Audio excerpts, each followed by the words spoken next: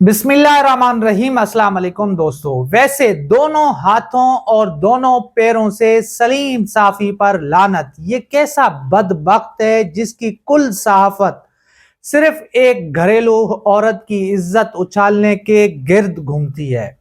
وہ عورت نہ سیاست کرتی ہے نہ سیاسی معاملات میں مداخلت کرتی ہے۔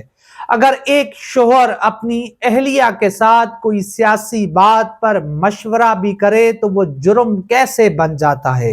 ہر شوہر اپنی بیوی کے ساتھ مشاورت کرتا ہے اور یہ کوئی جرم بھی نہیں۔ عمران خان کو جھکانے کے لیے یہ سب کیا جا رہا ہے۔ اب ایک منصوبہ بنایا جا رہا ہے جس کے تحت عمران خان کی بیوی اور بہنوں کو گرفتار کیا جائے گا، جس سے عمران خان کو بلیک میل کیا جائے گا تاکہ عمران خان کو سمجھوتا کرنے پر مجبور ہو جائیں۔ اطلاعات آ رہی ہیں کہ بشریٰ بی بی اور بہنوں نے حالیہ دنوں میں عمران خان سے ملاقاتیں کر کے ذہن بنا لیا ہے کہ اب ڈرنا نہیں، شاید وہ ہر طرح کے حالات کے لیے مکمل تیار ہیں۔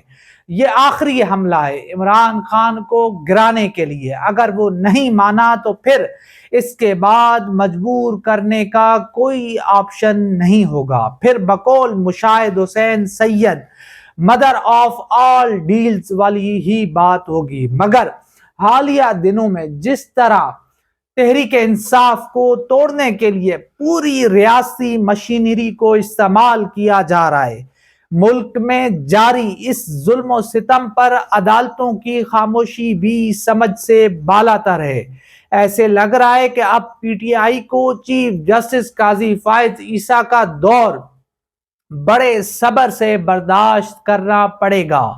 ان پر جاری فسطائیت کے خلاف سپریم کورٹ سے ریلیف ملنے کا امکان کم ہی ہے۔ چیف جسٹس کی بدنیتی دیکھیں کہ جہاں جنرل فیض کا ذکر آیا، وہ درخواست جو دو فریقین میں کاروبار یا زمین کے تنازع سے متعلق تھی، اس کو بنیادی حقوق کا معاملہ بنا کر 5ویں دن اپنے سامنے سماعت کے لیے مقرر کر دی، اور جہاں ہزاروں افراد بشمول سیاسی رہنما، صحافی، بیوروکریٹس کی جبری گمشدگیوں کا مسئلہ تھا، اس پر رجسٹرار آفس نے اعتراض لگا کر درخواست واپس کر دی ہے۔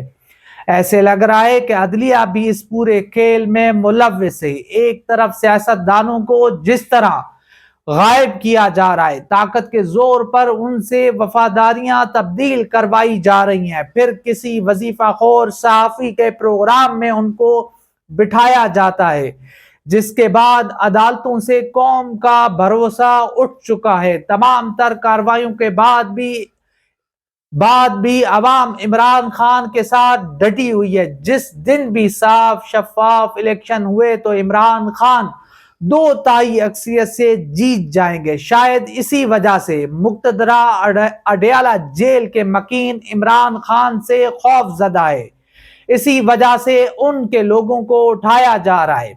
پنجاب میں خواتین جو قید ہیں، سیاسی خواتین کو ضمانتوں کے باوجود کسی نئے مقدمے میں اٹھا لیا جاتا ہے تاکہ الیکشن تک ان کو جیل میں رکھا جائے۔ شاید یہ سب کسی کی خواہش پر ہو رہا ہو۔ مقتدرہ جس بھگوڑے کو وطن واپس لائی ہے، ٹی وی چینلز اور اینکرز کے ذریعے قوم کو یہ باور کروایا جا رہا ہے کہ یہ ملک کو لوٹنے والا، 5 بڑے اعظموں میں جائیدادیں بنانے والا اس قوم کا مسیحا ہے۔ وہ ملک کو برے حالات سے نکالے گا، وہ خوشحالی لائے گا۔ تو اب اس مہم اور بیانیے سے بھی کام چلنے والا نہیں، کیونکہ یہ قوم ان لٹیروں کو جان چکی ہے۔ جو لاہور کبھی نون لیگ کا گڑھ ہوا کرتا تھا، اب وہاں کی گلی محلوں میں عمران خان زندہ باد کے نعرے لگتے ہیں۔ 17 جولائی کا ضمنی الیکشن ہو یا پھر تمام ٹی وی چینلز کے سروے، ہر جگہ عمران خان چھائے ہوئے ہیں۔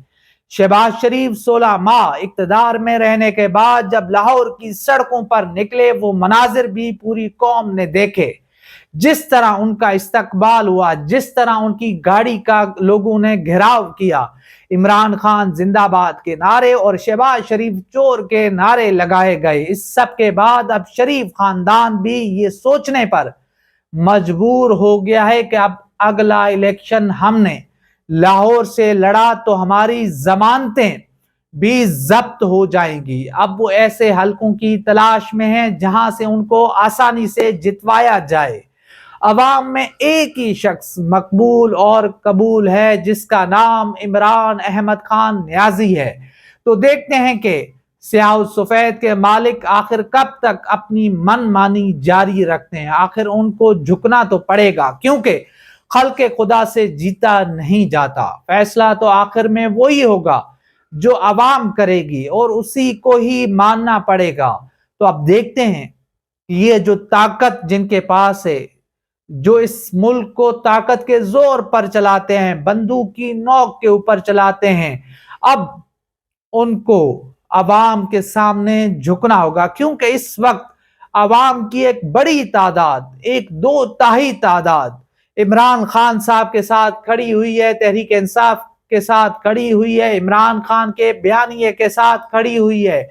और वहीं पर जो एक ख्याल था कि इमरान खान 3 दिन भी जेल में नहीं गुजार पाएंगे, वही इमरान खान, वही बर्गर बच्चा अब 3 माह से ज्यादा का टाइम हो गया है, वो कैद तनाही में है, मगर उसने कोई भीख नहीं मांगी है। अभी तक आपको खबर नहीं आई होगी कि इमरान खान के प्लेटलेट्स गिर चुके हैं। इमरान खान साहब को एक बड़ी बीमारियों ने उनके ऊपर हमला कर दिया है।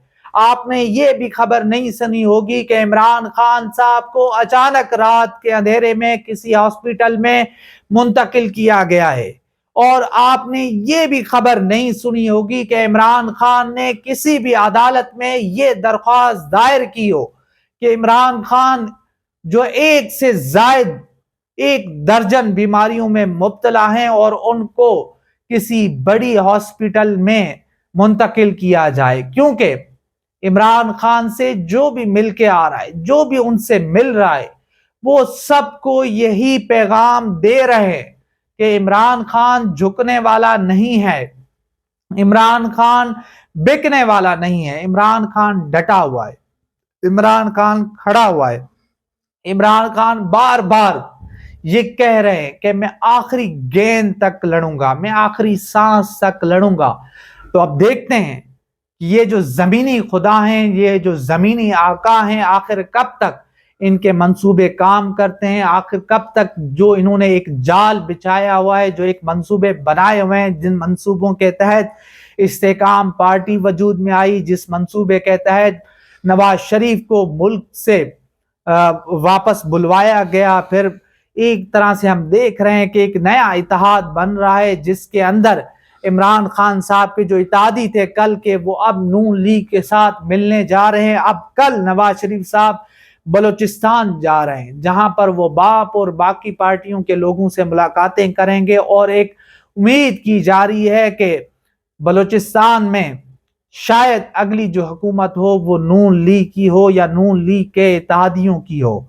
और दूसरी तरफ पंजाब में इस वक्त जो माहौल है, अगर हम अवाम की बात करें, वो तो इमरान खान साहब के साथ खड़ी हुई है, डटी हुई है, मगर आखिरी दिनों में क्या होगा, क्या हालात होंगे, इस हवाले से भी हम आपको आगाह करेंगे। मगर अभी तक जो है हर तरफ इमरान खान का कब्जा है। ये जो नून लीग का लाहौर था, जो गढ़ था, इसके ऊपर इमरान खान साहब का कब्जा हो चुका है।